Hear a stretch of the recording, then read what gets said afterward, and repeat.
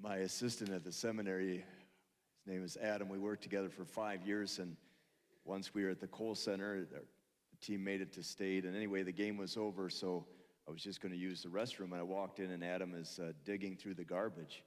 I said, gosh, if you're hungry, we'll get you a sandwich. I don't know what you're doing, but he lost his wedding ring, and he was so worried, and we had to get to Mass down at the St. Paul Center, on State Street, so he didn't have time to look through all the contents, so he just took the liner with him. And here we're walking, and he looks a little bit like a homeless person. But anyway, he was really worried, and after Mass, he looked through, he couldn't find his wedding ring.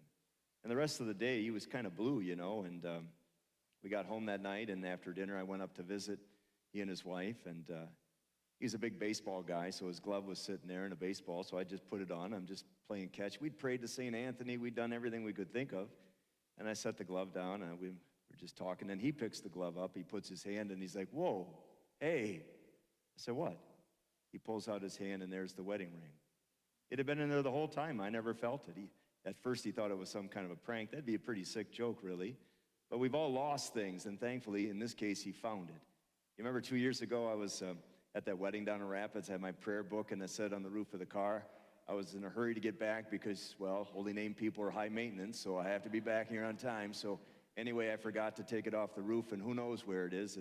It's never returned. Someday these things will be solved. But losing something is one thing, but losing someone. A friend of mine, she said they were camping, and one of the little ones, this little girl named Abby, she was 3, and she walked off. It took them an hour to find her. Imagine the terror that you go through when you feel like you've lost something, someone so precious. Maybe you've lost someone through a divorce or through death. Losing things, people, is an overwhelming experience. I'm sorry for your loss, but this weekend is the Good Shepherd.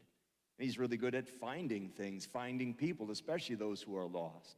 He seems to have a preferential love for those who are most marginalized, those who are most distant from him. He leaves the 99 to find the one. That's how much he cares for us. The first depiction of the Good Shepherd is in the catacombs. Those are the burial grounds all around Rome. The Romans wouldn't allow the Christians to bury their dead in the city, so they had to go outside. And the geology is really very impressive. There's volcanic activity 1 million years ago or whatever, so the soil is called tufa when you dig down into it. It's really soft, it's easy to dig. That goes down 7 levels, and there are hundreds of miles of trails where all these Christians were buried. And as soon as you expose it to the oxygen, to the air, it becomes like brick. And so that's the catacombs in this place called St. Agnes, the first depiction of Christ, the Good Shepherd. By the way, the Christians buried their dead because we believe in the resurrection. They're asleep, the bodies are waiting. We believe in the resurrection of the body.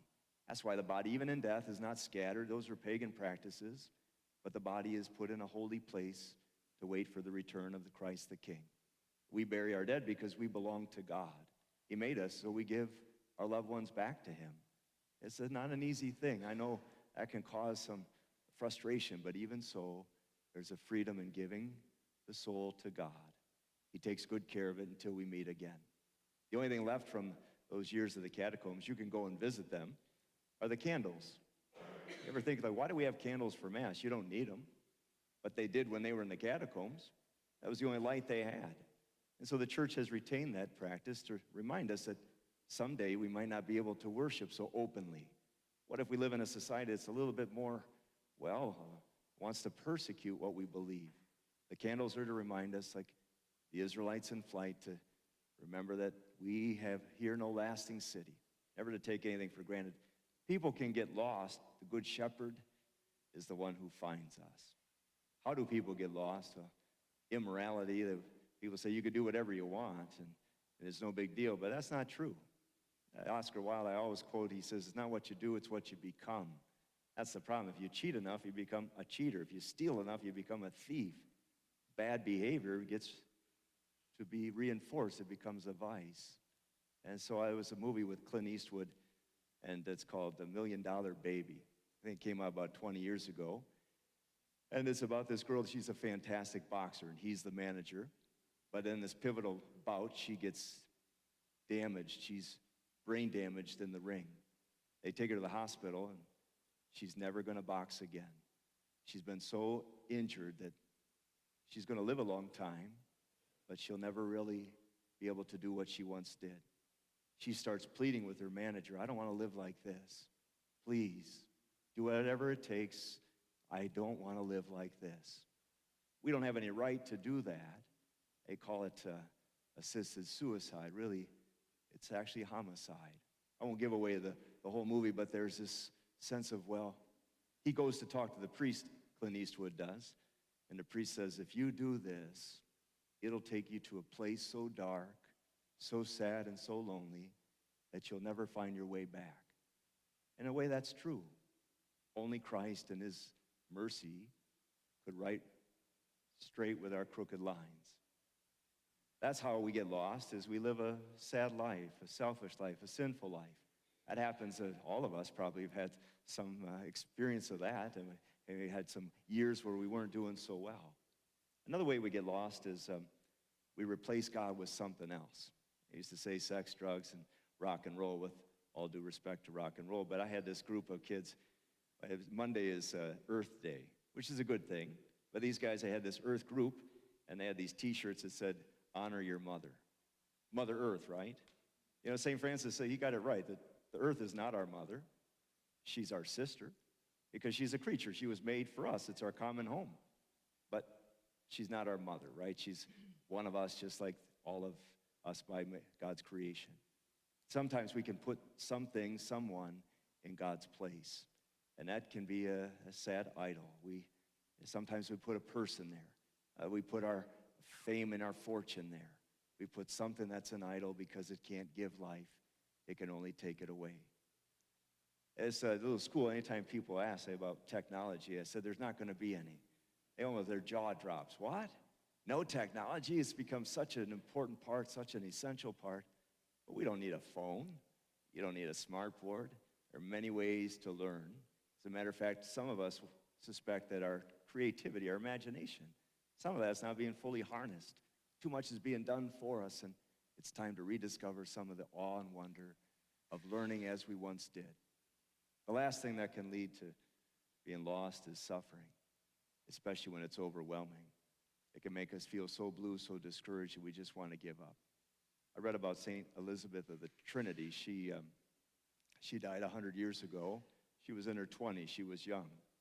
And she said as she was dying, she told the Mother Superior, now I understand suicide. I won't do it because God is with me, but I understand the tendency. I can see the temptation. I'm in such great pain. I just don't want to go on any longer. We go through terrible things and feel really lost. And sometimes we wonder, where are you, Good Shepherd? Help me now. Help me to carry this cross. Help me to find hope in my brokenness. There's a song by 9 Inch Nails. It's the last song that Johnny Cash ever sang. And it talks about this, that the needle tears a hole to see if I still feel. Try to kill it all away, but I remember everything. Try to medicate, try to overcome, try to make it go away. And in the end, God gives us the grace to carry on. Everyone suffers. We all go through things. A priest, my ears get longer and they get bigger. I hope so does my heart, because our task is to listen, to accompany, to walk with people, to remember that this has a happy ending. Whatever may come, whatever we go through, everything can be redeemed. Every single pain, every brokenness, every sorrow, every source of despair, all of it can be redeemed by Christ.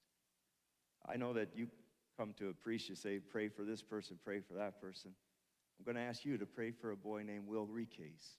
His funeral was this morning in La Crosse. He was 31. He got lost in his life too. And so whatever happened, I don't know all the details, but now he's in the hands of the Good Shepherd. But it's a good thing to pray for people, especially those who had hard lives, who we worry about. There's a girl, I've told the story many times. Her name was Margaret. She lived many centuries ago. And when her boyfriend died, they'd been living in sin. She was really nervous. She'd never really thought about the afterlife, but she did then. And she started to pray for him every day. And then as she continued, she started to pray for other people who had died, her family and friends, even people she'd never met. Pretty soon she spent her whole life praying for those who had gone before her. To bury the dead is a corporal work of mercy. And when she was dying on her deathbed, she saw all these people. They're all lined up, all waiting to greet her. There were dozens, maybe hundreds of them. And it was revealed to her, Margaret, these are the souls that you helped by the prayers that you said, by the sacrifices that you made, by the life that you lived. She's St. Margaret of Cortona now, a great little saint and a reminder that Christ is the good shepherd, that he has a story, a plan. He's got a way of saving each person. We can be lost. In many ways we are, but we can be found. People that are lost, they can be found. People who die can rise again. This is the hope of the scriptures, the gospel. It's the hope that we carry in our hearts.